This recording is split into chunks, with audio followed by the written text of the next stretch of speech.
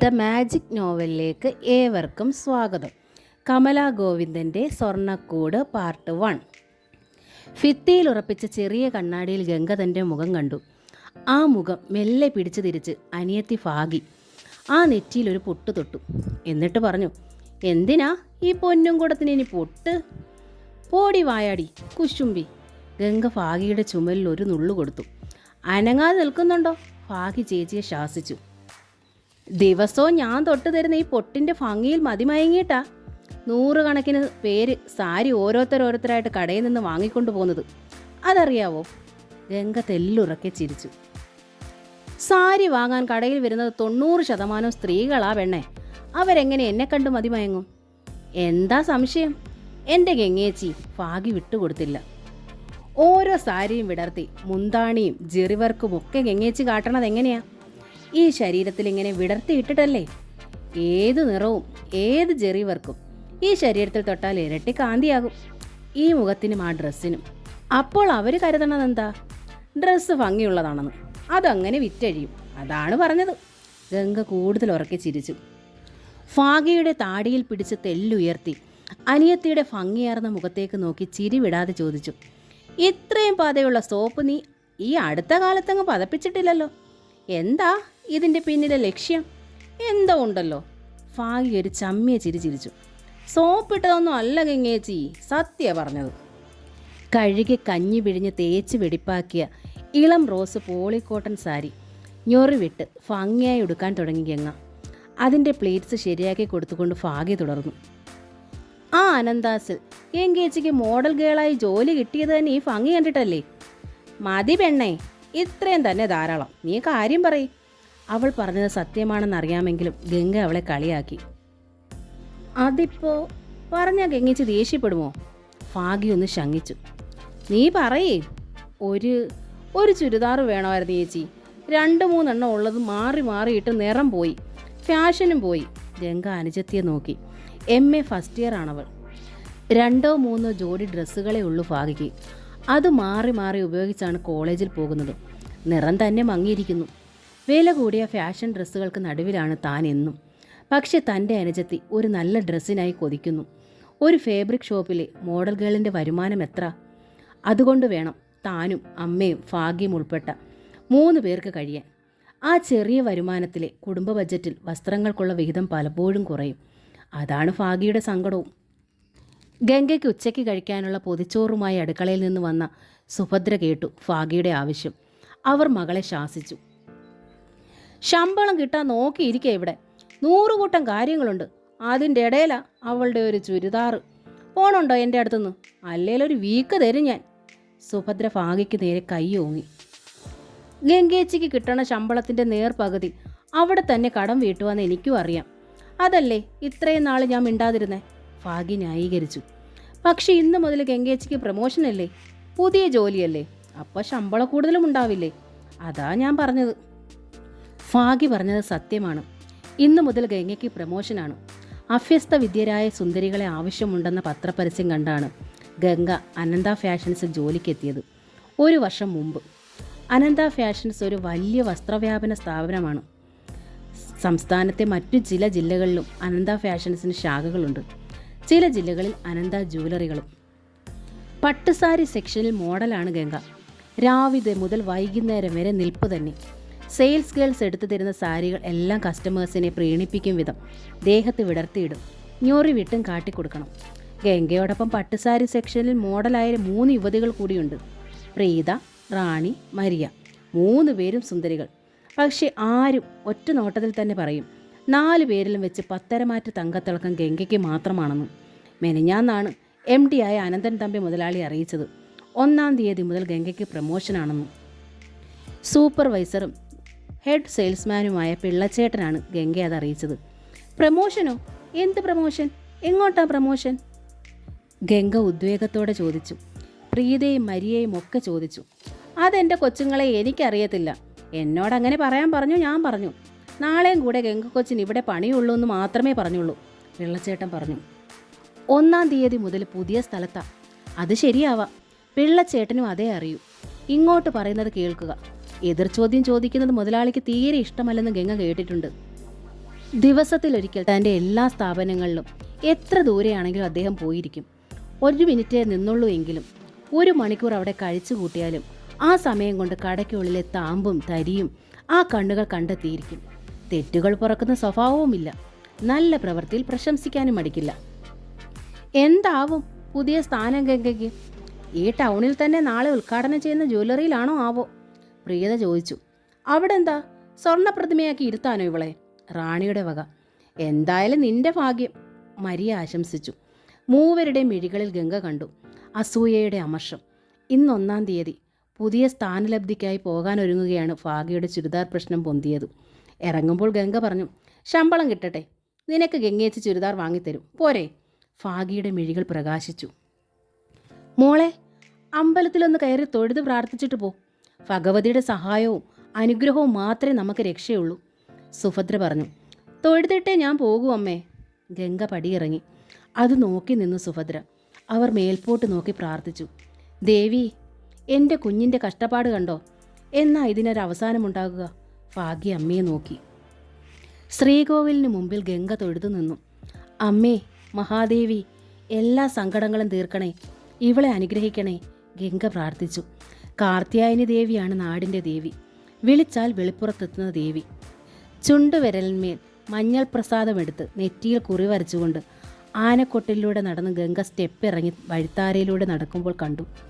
എതിരെ വരുന്നു പ്രതീക്ഷിച്ച ആൾ. നിറപുഞ്ചിരിയോടെ വിശ്വൻ. പാദങ്ങൾക്ക് തായ് വേര് പിടിച്ചു. നെഞ്ചിനുള്ളിൽ ഒരു കുളിരരുവി ഉറവ പൊട്ടി ഒഴുകിയിറങ്ങി. വിശ്വേട്ടൻ. ഗംഗയുടെ വീട്ടിൽ നിന്നാൽ കാണാം തെക്കേടത്ത് വീട്. 5 ഏക്കർ പറമ്പിന് നടുവിലൊരു വീട്. രാഘവേട്ടനും രത്നമ്മ ചേച്ചിക്ക് ഒറ്റ മോൻ. ഗംഗയും വിശ്വനും ഒരുമിച്ച് കളിച്ചു വളർന്നു, ഒരുമിച്ച് പഠിച്ചു. നിവൃത്തിയില്ലായ്മയിൽ ഗംഗ ഡിഗ്രിയോടെ പഠനം അവസാനിപ്പിച്ചപ്പോഴും വിശ്വം പഠിച്ചു. PG എടുത്തു. പിന്നെ കമ്പ്യൂട്ടർ പഠിച്ചു. ഒരു ജോലിയും കിട്ടിയില്ല. വിശ്വേട്ടൻ്റെ ഏക ദുഃഖം അതാണ്. പുഞ്ചിരിയോടെ വിശ്വൻ മുന്നിൽ വന്നു നിന്നു. ഏറ്റവും സുന്ദരിക്കുള്ള സ്ഥാനലബ്ധി ഇന്നാണല്ലേ? ഗംഗ വിടർന്ന ചിരി സമ്മാനിച്ച് അമ്പരപ്പോടെ നോക്കി. ഭാഗ്യ വീട്ടിൽ വന്നപ്പോൾ അമ്മയോട് പറയുന്ന കേട്ടു. അതെ, ഇന്നാണ്, ഗംഗ സമ്മതിച്ചു. ഭാഗ്യ പറഞ്ഞു വേണം ഞാൻ അറിയാനല്ലേ? വിശ്വൻ്റെ പരിഭവം. ഒന്ന് വരാൻ എവിടാ വിശ്വേട്ടാ സമയം? കിട്ടാത്തത് സമയമോ അത് പറയാനുള്ള മനസ്സോ? വിശ്വേട്ടാ, അല്ലെങ്കിൽ ഇതൊക്കെ പറയാൻ ഞാൻ ആര്? തൊഴിൽ തെണ്ടി നടക്കുന്ന എന്നോടെന്തിന് പ്രമോഷൻ്റെ കാര്യം പറയണം അല്ലേ? നെഞ്ചിനുള്ളിൽ മുള്ളുകൊണ്ട് പോറിയ വേദന തോന്നി ഗംഗയ്ക്ക്. വിശ്വേട്ടൻ ആരെന്നോ, അതും ഗംഗയ്ക്ക്. ഈ നെഞ്ച് വലിച്ചു കീറി നോക്കൂ. അതിനുള്ളിൽ വിശ്വേട്ടന് ഗംഗ കൊടുത്തിട്ടുള്ള സ്ഥാനം മനസ്സിലാകും. ഈ കളിത്തോടനെ ചുറ്റിപ്പറ്റിയ ഗംഗ സ്വപ്നം കണ്ടിട്ടുള്ളൂ. ഈ നിഴലിനെ ചുറ്റുമേ ഗംഗയ്ക്ക് പ്രതീക്ഷകളുള്ളൂ. വളർച്ചയുടെ ഏത് ഘട്ടത്തിലാണ് ഗംഗയുടെ ഉള്ളിൽ വിശ്വൻ്റെ രൂപത്തിന് നിറക്കൂട്ടുകൾ ചേർന്ന് വർണ്ണപ്രഭയുണ്ടായത്? അറിയില്ല. ഏതോ ഘട്ടത്തിൽ. അത്രേ അറിയൂ. ഒന്ന് വ്യക്തമാണ്, ഗംഗയുടെ ലോകം തന്നെ വിശ്വൻ എന്ന അക്ഷരങ്ങളിലേക്ക് ഒതുങ്ങുന്നു. ഇരുവരും ഇന്നോളം തുറന്നു പറഞ്ഞിട്ടില്ലെങ്കിലും വിശ്വനെ അറിയാം ആ സത്യം. അയാളുടെ നെഞ്ചിനുള്ളിലും ചിറകൊതുക്കി ചേക്കേറിയ കുഞ്ഞിപ്പക്ഷി ഗംഗയല്ലാതെ മറ്റാരാണ്? അല്ലെങ്കിൽ പിന്നെന്തിന് ഗംഗ പോകുന്ന സമയം നോക്കി അയാൾ ക്ഷേത്രത്തിൽ തൊഴാനെന്ന വ്യാജേന വരുന്നു? തമ്മിൽ കാണാനല്ലേ? സ്വന്തം അച്ഛനും അമ്മയും അറിയാതെ ഒരു വാക്കെങ്കിലും സംസാരിക്കാനല്ലേ ഗംഗയോട്? അതെ, അതിന് തന്നെ സംശയമില്ല. ആ, ഗംഗ ചെല്ല്, സമയം കളയണ്ട. പുതിയ സ്ഥാനമാനങ്ങൾ വെച്ച് നീട്ടാൻ ആളവിടെ കാത്തിരിക്കുകയല്ലേ? വിശ്വൻ മുൻപിൽ നിന്ന് മാറി നിന്നു. കുത്തുവാക്ക് പറഞ്ഞിട്ട് ഗംഗ ദീനതയോടെ നോക്കി. പക്ഷെ ഒന്ന് ഓർത്തോ, അയാളത്ര ശരിയല്ല. ആ അനന്തൻ തമ്പി, നിങ്ങളുടെ മഹാനായ മുതലാളി, വിശ്വൻ തെല്ല് ദൃഢതയോടെ പറഞ്ഞു. ഇരയിട്ട് കൊത്തിക്കുന്ന ആളാണ് അയാൾ. സൂക്ഷിച്ചില്ലെങ്കിലേ വലിയ വില കൊടുക്കേണ്ടി വരും ഗംഗയ്ക്ക്. കാരണം 4 മോഡലുകളിൽ പ്രമോഷൻ ഗംഗയ്ക്ക് മാത്രമേ ഉള്ളൂ. വിശ്വൻ നടന്നു കഴിഞ്ഞു ക്ഷേത്രത്തിന് നേർക്ക്.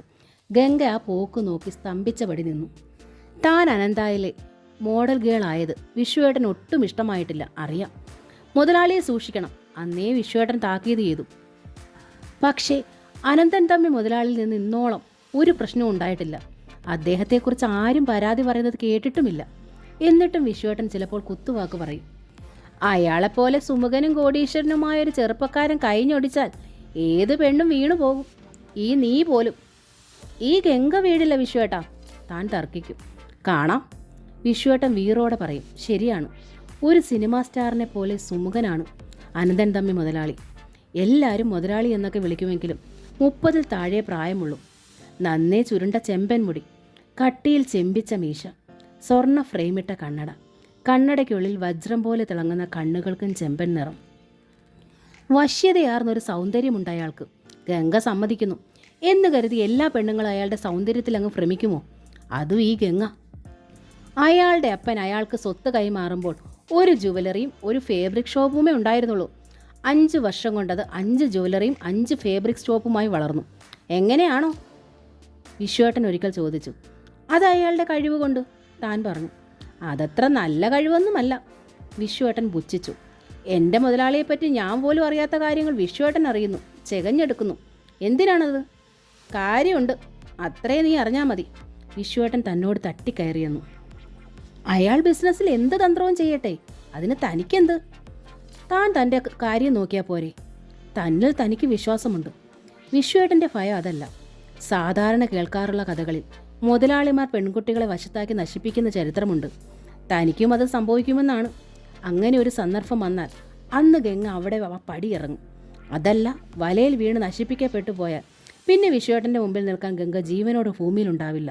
തീർച്ച. അതെന്തേ ഈ വിശ്വേട്ടൻ അറിയാത്തത്? ഗംഗയുടെ സങ്കടം അതാണ്.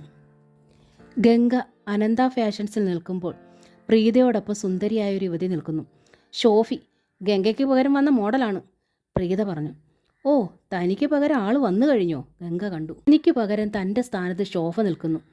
അവൾ താൻ ചെയ്തിരുന്നത് പോലെ ഓരോ സാരിയും തോളിലും കയ്യിലും വിടർത്തിയിട്ട് കാണിക്കുന്നു. നന്നായി മേക്കപ്പ് ചെയ്ത മുഖം, മസ്കാരയിട്ട കൺതടങ്ങൾ, ലിപ്സ്റ്റിക്കിൻ്റെ വശ്യതയാർന്ന ചുവപ്പുള്ള അതരങ്ങൾ. എന്നും താൻ ചെയ്തിരുന്നതൊക്കെ അവളും ചെയ്യുന്നു. അപ്പോൾ തൻ്റെ ഡ്യൂട്ടി അതെവിടെയാണ്? 10 അടിച്ചപ്പോൾ പിള്ളച്ചേട്ടൻ സെൽഫോൺ അറ്റൻഡ് ചെയ്തുകൊണ്ട് ഓടി വന്നു. ഗംഗെ, പുതിയ ജ്വല്ലറികളിട്ട് ചെല്ലാൻ മുതലാളി പറഞ്ഞു. അവിടെ ആയിരിക്കും നിനക്കിനി പണി. പുതിയ ജ്വല്ലറി അറിയാം. ഒരു വളവ് തിരിഞ്ഞ് അപ്പുറത്താണ്, മെയിൻ റോഡിനരികിൽ തന്നെ. ഗംഗ നടന്നു. ജ്വല്ലറിയിൽ ആഭരണങ്ങൾ മറ്റുള്ളവർക്ക് വേണ്ടി അണിയുന്ന മോഡലായിരിക്കുമോ താൻ? അല്ലാതെന്ത് പണിയാണ് ജ്വല്ലറിയിൽ സ്ത്രീകൾക്കുള്ളത്? ഗംഗ അനന്ത ജ്വല്ലറിയിലെത്തി. കട നിറയെ സ്വർണം പൊതിഞ്ഞ വാതിലുകളും സ്വർണ്ണ ചിമിഴി പിടിപ്പിച്ച തൂണുകളും, അലമാരകൾ നിറയെ സ്വർണ്ണാഭരണങ്ങളുടെ കണ്ണിഞ്ചിപ്പിക്കുന്ന തിളക്കം. ഭിത്തികളിലെ മിററിൽ സ്വർണ്ണ കൂമ്പാരങ്ങൾക്കിടയിൽ പതിഞ്ഞ തൻ്റെ പ്രതിബിംബം. ഗംഗ, കൗണ്ടറിലിരുന്ന മാനേജർ നമ്പ്യാർ വിളിച്ചു. 50നോടടുത്ത് ഐശ്വര്യം തോന്നിക്കുന്ന മനുഷ്യൻ. ഗംഗ നോക്കി. ഒരു സൈഡിലേക്ക് വിരൽ ചൂണ്ടി നമ്പ്യാർ പറഞ്ഞു. അതാ, ആ ഹാൻഡിൽ തിരിച്ച് അകത്തേക്ക് ചെന്നോളൂ, MD ഉള്ളിലുണ്ട്. ഗംഗ നമ്പ്യാർ പറഞ്ഞ ഡോർ തുറന്ന് അകത്തേക്ക് കടന്നു. അതിമനോഹരവും ഗാംഭീര്യം നിറഞ്ഞതുമായ ശീതീകരിച്ച മുറി. കമ്പ്യൂട്ടർ, ഫാക്സ്, TV, VCR എല്ലാ സൗകര്യങ്ങളും കൈയെത്തുന്ന അകലത്തിൽ സ്ഥാപിച്ച ടേബിളിന് പിന്നിൽ എക്സിക്യൂട്ടീവ് കസേരയിലിരുന്ന് അനന്തൻ തമ്പി ഗംഗയ്ക്ക് സ്വാഗതമേകി. വരൂ ഗംഗ, ഇരിക്കൂ. ഗംഗ മുമ്പിൽ കണ്ട വെൽവെറ്റ് പതിച്ച കസേരകളിലൊന്നിരുന്നു. ഒരു ഫാക്സ് മെസ്സേജ് എടുത്ത് നോക്കുന്നതിനിടയിൽ പെട്ടെന്ന് ശ്രദ്ധിച്ചതുപോലെ അനന്തൻ തമ്പി പറഞ്ഞു. ഗംഗ ഇന്ന് പതിവിലും സുന്ദരിയായിരിക്കുന്നു. ആ സ്വരത്തിന് അന്നുവരെ പരിചിതമില്ലായിരുന്ന ഒരു മധുരിമ, നോട്ടത്തിലൊരു തിളക്കം. ഗംഗ അമ്പരന്നു. വിശ്വേട്ടൻ പറഞ്ഞതുപോലെ ഇയാൾ? അസ്വസ്ഥയായി ഗംഗ ഒന്ന് അനങ്ങിയിരുന്നു. സാർ, എൻ്റെ ഡ്യൂട്ടി പറഞ്ഞില്ലായിരുന്നു. ഇല്ല, അത് പറയാനല്ലേ ഗംഗ വരാൻ പറഞ്ഞത്. അപ്പോഴും ആ നോട്ടത്തിനൊരു വശ്യത. തുറന്ന ചിരിക്കിടയിൽ നിരന്ന പല്ലുകൾക്കും പതിവിലേറെ അഴക്. പക്ഷെ ഞാൻ തരുന്ന ഡ്യൂട്ടി ഗംഗയ്ക്ക് ഇഷ്ടമാകുമോ എന്നാണ് എൻ്റെ സംശയം, അയാൾ പറഞ്ഞു. മേശപ്പുറത്ത് വെച്ചിരുന്ന ഭംഗിയാർന്ന ഒരു പേപ്പർ വെയിറ്റ് മെല്ലെ തിരിച്ചു അയാൾ. ആ കൈവിരലിൽ കിടന്ന മോതിരങ്ങളിലെ വജ്രക്കല്ല് തിളങ്ങി. കൈത്തണ്ട മേലുള്ള സ്വർണ്ണ ചങ്ങനയും കിലുങ്ങി. അതെന്താ സാർ ഇങ്ങനെയൊരു സംശയം? സാർ എന്ത് ജോലി തന്നാലും ഞാനത് ചെയ്യും സാർ, ഗംഗ പറഞ്ഞു. തീർച്ച സാർ. വാക്ക് പറയുമ്പോൾ നന്നായി ശ്രദ്ധിക്കണം ഗംഗ.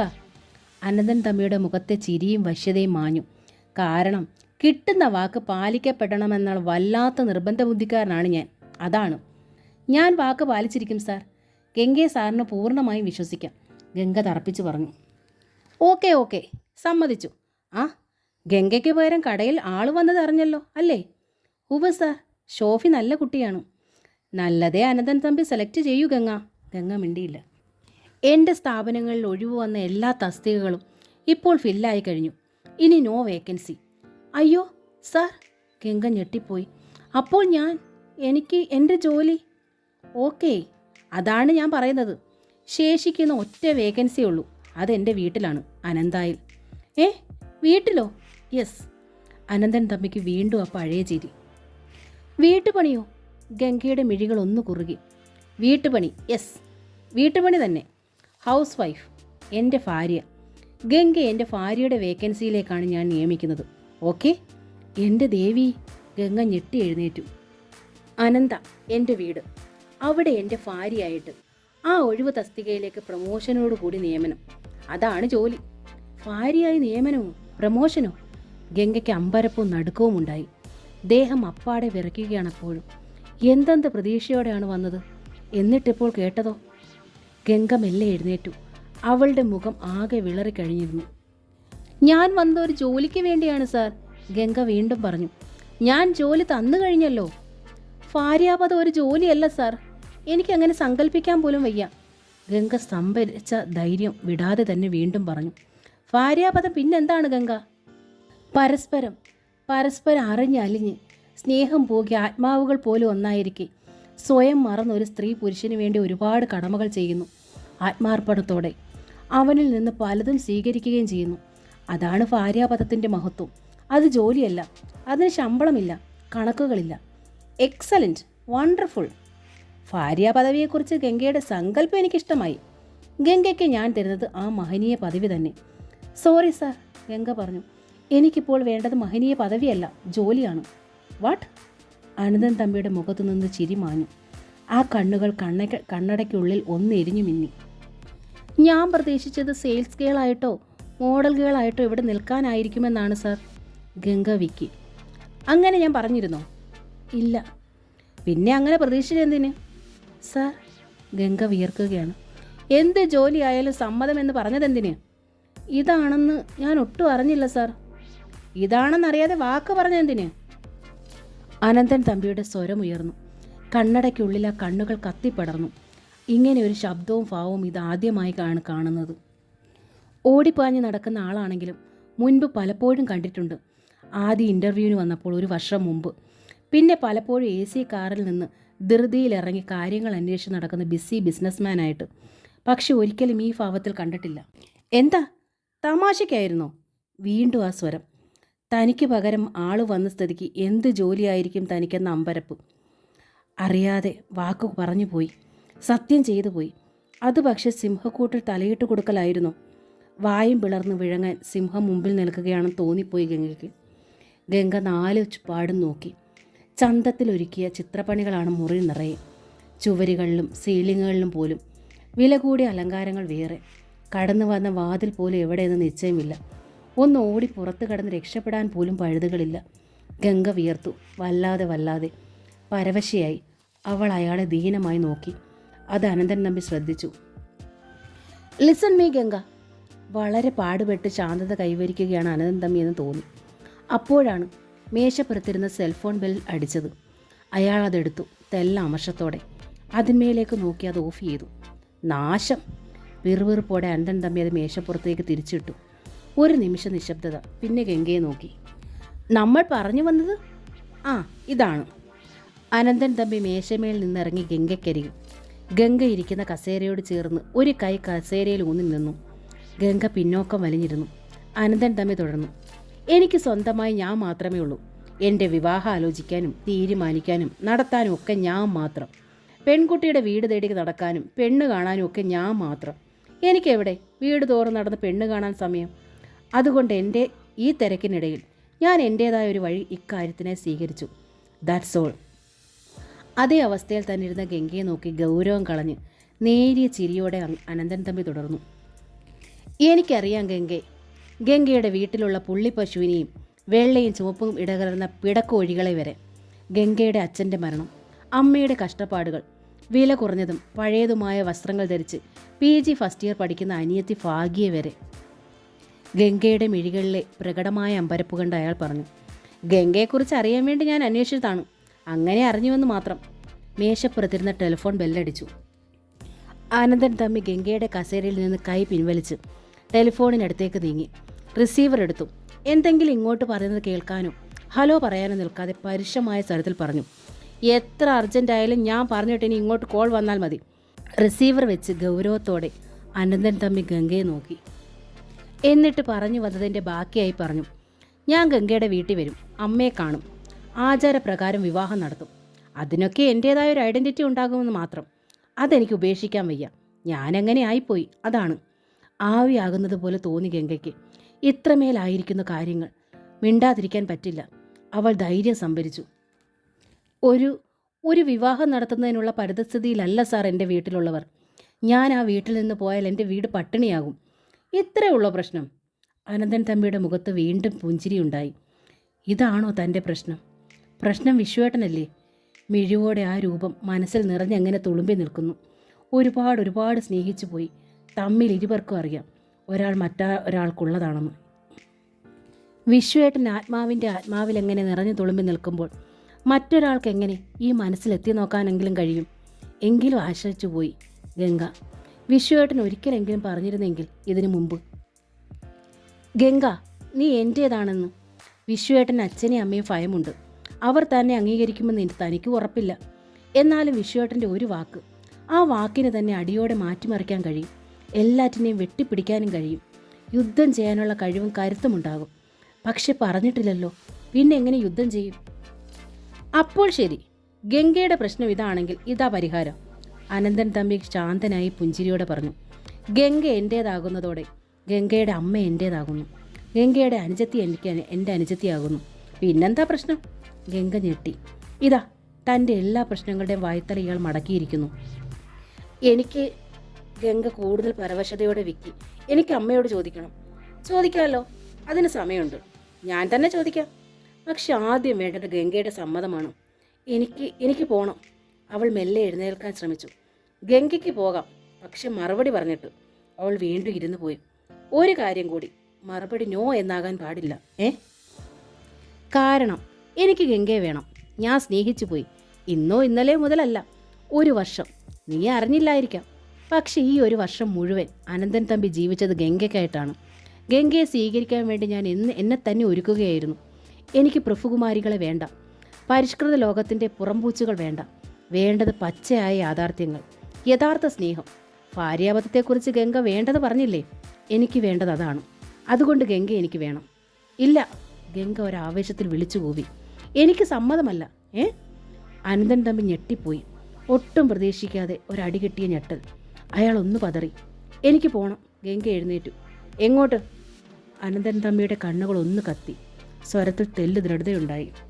എങ്ങോട്ടെങ്കിലും. എനിക്കിനി ഇവിടെ ജോലി വേണ്ട. തീർന്നില്ലേ? എങ്ങനെ തീരും? അനന്തൻ തമ്പിയുടെ സ്വരം കൂടുതൽ ദൃഢമായി. നിന്റെ വീടിൻ്റെ ജപ്തി ഒഴിവാക്കാൻ നീ എന്നോട് വാങ്ങിയത് 1-2 രൂപയല്ല, 2 ലക്ഷമാണ്. ഓർമ്മയുണ്ടോ നിനക്കത്? ഗംഗ ഞെട്ടി പതറിപ്പോയി. 4 ഗഡുക്കളെ നീ ഇതുവരെ തിരിച്ചടച്ചിട്ടുള്ളൂ, ശരിയല്ലേ? അത് ഞാൻ തന്നോളാം. എങ്ങനെ? മറ്റെവിടെങ്കിലും ഞാൻ ജോലിക്ക് പോകും. എന്നിട്ട് ആ പണം തന്ന് സാറിൻ്റെ കടം വീട്ടും, ഗംഗ പറഞ്ഞു. അത് പറ്റില്ലല്ലോ ഗംഗ. മറ്റൊരിടത്ത് ജോലി ചെയ്ത് വീട്ടാമെന്നല്ല, ഇവിടെ തന്നെ ജോലി ചെയ്ത് വീട്ടാമെന്നല്ലേ കരാറ്. 2 ലക്ഷം രൂപ മാസം 1000 വെച്ച് തിരിച്ചടയ്ക്കണമെങ്കിൽ 200 മാസം കഴിയണം. 16 വർഷവും 8 മാസവും. അതിൽ 4 മാസമേ കഴിഞ്ഞിട്ടുള്ളൂ. ഓക്കെ? ഗംഗയ്ക്ക് തല കറങ്ങാൻ തുടങ്ങി. ഗംഗ മുദ്രപത്രത്തിൽ എഴുതി ഒപ്പിട്ട് തന്നത് അങ്ങനെ തന്നെയാണ്. കരാർ തെറ്റിച്ചാലുള്ള ഭവിഷ്യത്ത് എന്തെന്ന് അതിൽ തന്നെ എഴുതിയിട്ടുമുണ്ട്, അല്ലേ? ഗംഗയുടെ പ്രജ്ഞയിൽ ഇരുട്ടായി. ഗംഗയ്ക്ക് ഇപ്പോൾ എൻ്റെ ഒരു സ്ഥാപനത്തിലും ജോലിയില്ല. ഗംഗയെ പിരിച്ചുവിട്ടതായി ഞാൻ ഒരറിയിപ്പ് തന്നിട്ടുമില്ല. രേഖാമൂലം വാങ്ങിയ പണം തിരിച്ചു തരാതിരിക്കാൻ വേണ്ടി ഗംഗ മനഃപൂർവ്വം ജോലിയിൽ നിന്ന് വിട്ടുപോകുന്നതാണെന്ന് ഞാൻ വാദിച്ചാൽ? ഗംഗയുടെ ഹൃദയത്തിലേക്കും ഇരുട്ടിൻ്റെ കുത്തൊഴുക്കും. ആ ഇരുട്ട് കണ്ണുകളിലേക്കും പടർന്നു. പാദങ്ങളും ശരീരവും കുഴഞ്ഞ് അവൾ വീഴാൻ ഭാവിച്ചു. പക്ഷെ വീണത് അനന്തൻ തമ്പിയുടെ കൈകളിലേക്ക്. തുറന്ന് ആയാസപ്പെട്ട് കൺപോളകൾ വലിച്ചു തുറന്ന് ഗംഗ മിഴികൾ ഓടിച്ചു. വെളിച്ചത്തിൽ തെളിയുന്ന കാഴ്ചകൾ, ചിത്രപ്പണികൾ ചെയ്ത മുകൾത്തട്ട്, ഭിത്തികളിലും ചിത്രപ്പണികൾ, AC-യുടെ ശീതളിമ. ഗംഗ എണീറ്റിരുന്നു. മുമ്പിലൊരു കസയിൽ ചാരിയിരിക്കുന്നു അനന്തൻ തമ്പി. കാലിന്മേൽ കാല് കയറ്റി വെച്ച് പുഞ്ചിരി ഒളിപ്പിച്ച അതരങ്ങൾ, കണ്ണടയ്ക്കുള്ളിൽ തിളങ്ങുന്ന മിഴികൾക്കൊരു നിഗൂഢത. ഗംഗ ഭയന്ന് എണീറ്റുപോയി. ഈ മുറി, അയ്യോ താൻ എവിടെയാണ്? അവൾക്ക് ഓർമ്മ വന്നു. 16 വർഷവും 8 മാസവും കൊണ്ടേ കടം വീടൂ എന്ന് പറഞ്ഞത്. താൻ തല കറങ്ങിയത്. താൻ ബോധം കെട്ട് വീണോ? ഇതാ മുറിയല്ല, ഇതൊരു കിടക്കമുറിയാണ്. അനന്തൻ തമ്പിയുടെ വിശ്രമ മുറിയാണ്. താൻ കിടന്നിരുന്നത് പതുപതുത്ത മെത്തയിലാണ്. എൻ്റെ ദേവി! പൊള്ളിയതുപോലെ ഗംഗ പിടഞ്ഞു. അവൾ ബെഡിൽ നിന്ന് താഴേക്ക് ചാടി. എന്തു പറ്റി ഗംഗ? അതേ ഇരിപ്പിൽ തന്നെ അതേ നോട്ടത്തോടെയാണ് ചോദ്യം. തീർത്തും സൗമ്യമായ സ്വരം. ഇത് ഇയാളുടെ വിശ്രമമുറിയാണ്. ബോധമില്ലായിരുന്നു തനിക്ക്? ഇയാൾ തന്നെ? അവൾ ഭീതിയോടെ തന്നെ ആകെ പരിശോധിച്ചു. വസ്ത്രങ്ങൾ താൻ ധരിച്ചപടി തന്നെ. സാരിയുടെ ഞൊറിവുകൾ പോലും മാറ്റമില്ല. ഇല്ലേ? ഗംഗയ്ക്ക് സംശയം തീരുന്നില്ല. എന്താ ഗംഗ പരിശോധിക്കുന്നത്? നേരിയ ചിരിയുടെ മുഴക്കത്തോടെ അനന്തൻ തമ്മിയുടെ ചോദ്യം മുറിയിൽ പ്രതിധ്വനിച്ചു. അത് ഗംഗയുടെ സ്വരം പതറി. ഞാൻ ഗംഗ എന്തെങ്കിലും ചെയ്തു എന്ന ഭയമാണല്ലേ? ഗംഗ വിളറി. ഇല്ല, ഗംഗയ്ക്ക് എന്നെ വിശ്വസിക്കാം. ഒരു ബലപ്രയോഗമോ നൈമിഷിക ശാരീരിക സുഖമോ ആണ് എൻ്റെ ലക്ഷ്യമെങ്കിൽ ഈ ഒരു വർഷത്തിനുള്ളിൽ തന്നെ ഞാനത് നേടുമായിരുന്നു. ഗംഗ നോക്കി. അതല്ല എൻ്റെ ലക്ഷ്യം. നേരിയ ചിരിയോടെ നിരയൊത്ത പല്ലുകൾ തുറന്നു കാട്ടി തന്നെ അയാൾ ചിരിച്ചു. ഗംഗ ബോധം കെട്ടു. പക്ഷെ വീഴാൻ ഞാൻ സമ്മതിച്ചില്ല. എൻ്റെ 2 കൈകളിലും താങ്ങി കോരിയെടുത്ത് എൻ്റെ നെഞ്ചോട് ചേർത്ത് പിടിച്ചാണ് ഈ റൂമിൽ കൊണ്ടുവന്നത്. ഒരു മുത്തം ഈ കവളത്തോ നെറ്റിയിലോ തന്നാലോ എന്ന് തോന്നി. എന്നിട്ടും ചെയ്തില്ല കേട്ടോ. ഗംഗയ്ക്കത് വിശ്വസിക്കണോ വേണ്ടയോ എന്ന് സംശയമായി. ഞാനത്രയ്ക്ക് നല്ലവനായിട്ടല്ല, പെണ്ണിനെ ഇതിനു മുൻപ് കാണാത്തവനുമല്ല. പക്ഷേ ഗംഗയിൽ നിന്ന് ഞാൻ പ്രതീക്ഷിക്കുന്നത് ഇതൊന്നുമല്ല. അതുകൊണ്ട് വെറുതെ ഞാൻ ഇരുന്നു. നീ കിടക്കുന്നത് കണ്ട് പാദം മുതൽ നെറുകെ വരെ നോക്കി ഗംഗ ചൂളിപ്പോയി. നിന്റെ മോഡലിംഗ് നീ അറിയാതെ ഞാൻ എന്നും കണ്ടിരുന്നു. അനന്തൻ തമ്പി എഴുന്നേറ്റു. ഷോറൂമിൽ നടക്കുന്നത് എന്താണെന്നറിയാൻ ക്ലോസ്ഡ് സർക്യൂട്ട് വീഡിയോ ക്യാമറകൾ കടയ്ക്കുള്ളിൽ അവിടെ എവിടെ ഉണ്ടെന്ന് അറിയാമല്ലോ. ഒരു ക്യാമറ നിന്നെ മാത്രം കിട്ടാൻ നീ നിൽക്കുന്ന സ്ഥാനം ഫോക്കസ് ചെയ്ത് ഞാൻ വെച്ചിട്ടുണ്ട്. ഈ മുറിയിലെ TV സ്ക്രീനിൽ നിന്റെ രൂപം പ്രത്യക്ഷപ്പെടും.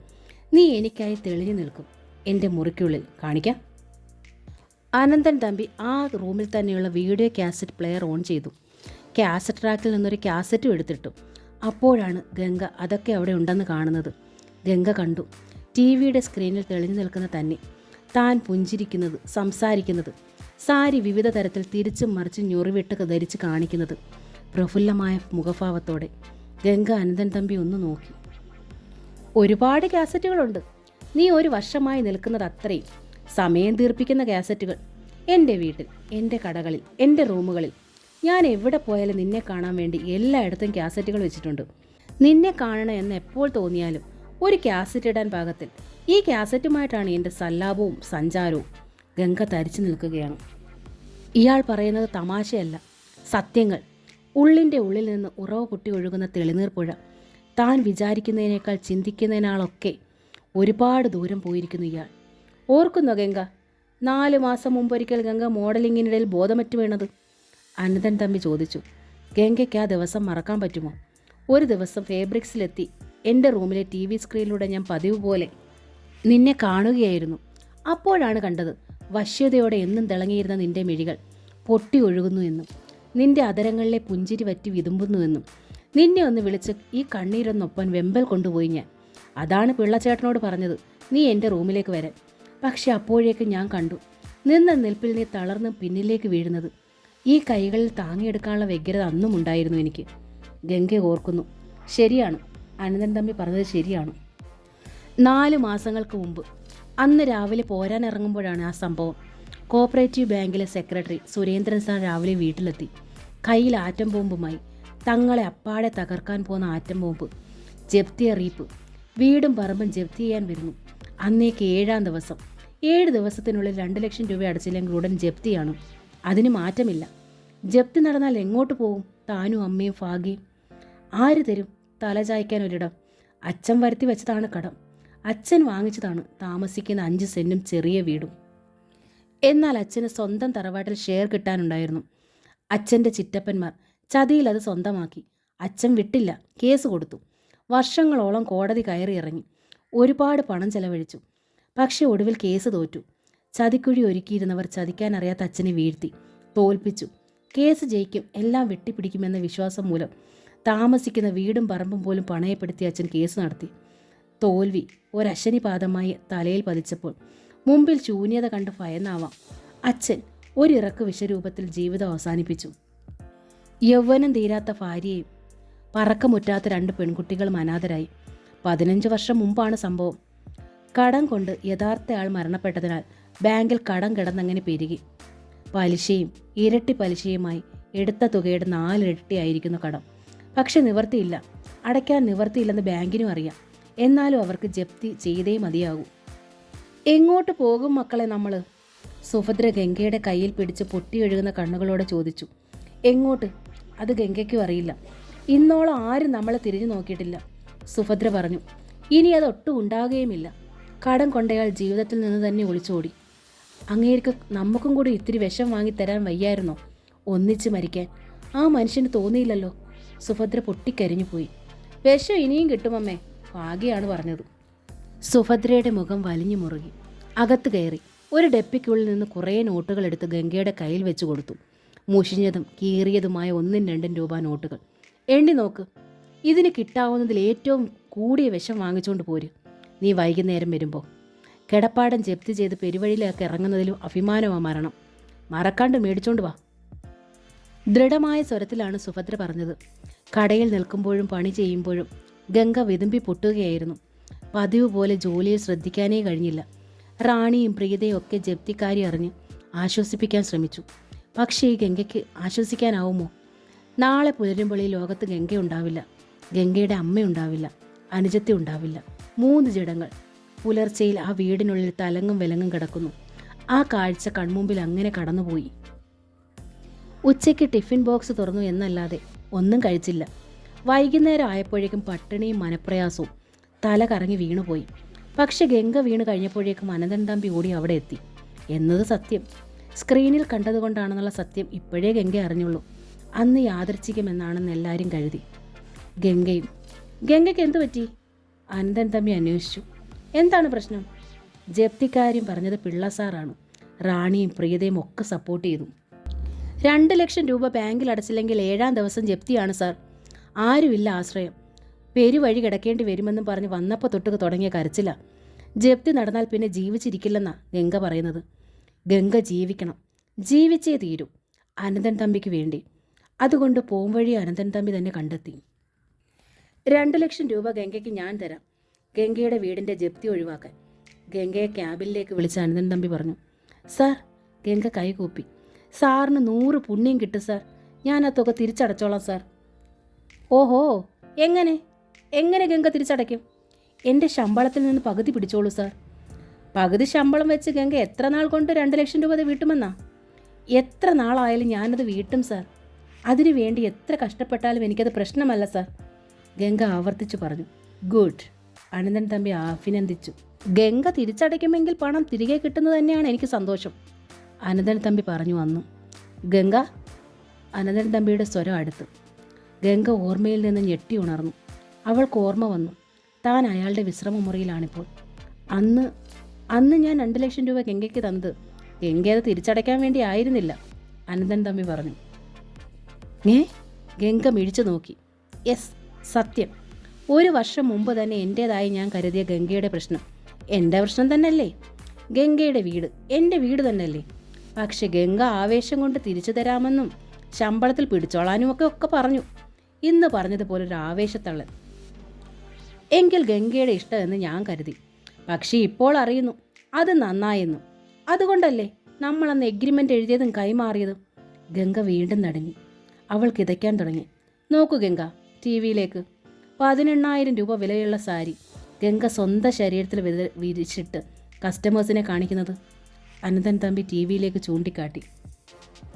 ഗംഗയ്ക്ക് വിവാഹദിനത്തിൽ ധരിക്കാൻ ഞാൻ സ്പെഷ്യൽ സാരിക്ക് ഓർഡർ ചെയ്ത് കഴിഞ്ഞു. വില 18,000 അല്ല, 60,000. 60,000? ഗംഗ അനന്തൻ തമ്പിയെ നോക്കി. ആ സാരി ഉടുത്ത് ഗംഗ ഇങ്ങനെ നിൽക്കുന്നത് ഞാൻ എന്നും സ്വപ്നം കാണാറുണ്ട്, ഭാവന ചെയ്യാറുണ്ട്. അനന്തൻ തമ്പി ടി വി ഓഫാക്കിയിട്ട് ഗംഗയുടെ നേരെ തിരിഞ്ഞു പറഞ്ഞു.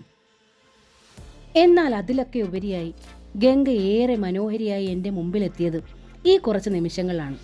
ഒരു വെണ്ണക്കൽ ശില്പം പോലെ എൻ്റെ കണ്ണുകൾക്ക് മുമ്പിൽ നിറഞ്ഞു തുളുമ്പി ഇങ്ങനെ ഗംഗ കിടക്കുന്നത് ആദ്യമായിട്ടല്ലേ കാണുകയായിരുന്നു ഞാൻ. കണ്ണും മനസ്സും നിറയെ. ഗംഗ ചൂളിച്ചുരുങ്ങി വീണ്ടും. ആകെ ഇങ്ങനെ വീണു പോകത്തക്ക വിധം ശക്തമായി ബോധം കെടാൻ എന്തുണ്ടായി ഇവിടെ? ഞാൻ ദേഷ്യപ്പെട്ടിട്ടില്ലല്ലോ. ഗംഗയെ ബലമായി ഒന്ന് തൊട്ടിട്ട് പോലുമില്ല. പിന്നെന്താ? ഗംഗ ദീനയായി നോക്കി. പറയൂ. ആ മുദ്രപത്രം അവൾ വിക്കി. ഏത് മുദ്രപത്രം?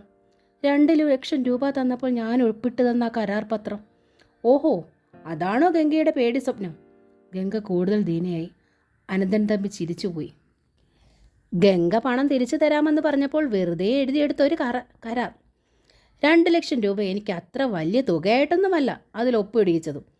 ആ ഉടമ്പടി എനിക്ക് എപ്പോൾ വേണമെങ്കിലും കീറി കാറ്റിൽ പറത്താവുന്നതേ ഉള്ളൂ ഗംഗ. അനന്തൻ തമ്പി തുറന്നു ചിരിച്ചു. ഗംഗ ആശയോടെ നോക്കി. പക്ഷേ ഇനി അത് നമ്മുടെ വിവാഹശേഷം മാത്രമായിരിക്കും. ഇത്തവണ അനന്തൻ തമ്പിയുടെ സ്വരം ദൃഢമായിരുന്നു. ഗംഗ നടുങ്ങി. വീണ്ടും അവൾ വിയർത്തു. AC റൂമായിട്ടും. ഈ ലോകത്തിൻ്റെ മറുപുറത്തോ ഭൂമിയുടെ അച്ചുതണ്ടിൻ്റെ ചുവട്ടിലോ ഗംഗ ഒളിച്ചാലും തിരിച്ചിവിടെ എൻ്റെ വിവാഹ മണ്ഡപത്തിൽ ഗംഗ എനിക്ക് എത്തിക്കാൻ ഈ ഒരൊറ്റ തുറുപ്പുചീട്ട് മതി. ഓക്കേ? ഗംഗ വീണ്ടും തളർന്നു. ഇനി ഗംഗയ്ക്ക് പോകാം. പറഞ്ഞതും അനന്തൻ തമ്പി ആ മുറി വിട്ടിറങ്ങിപ്പോയി. ഗംഗ പോയില്ല. അവൾക്ക് ചലിക്കാൻ കഴിയുമായിരുന്നില്ല. മരവിച്ച കാലുകൾ വലിച്ചു വെച്ച് എഴയാൻ പോലും കഴിഞ്ഞില്ല. ഒരേ നിൽപ്പ്. കമലാ ഗോവിന്ദൻ്റെ സ്വർണ്ണക്കൂട് എന്ന നോവലിൻ്റെ ഈ ഭാഗം ഇവിടെ പൂർണ്ണമാവുകയാണ്. ഈ നോവൽ നിങ്ങൾക്ക് ഇഷ്ടമായെങ്കിൽ പ്ലീസ് ഒന്ന് സബ്സ്ക്രൈബ് ചെയ്യണേ. താങ്ക്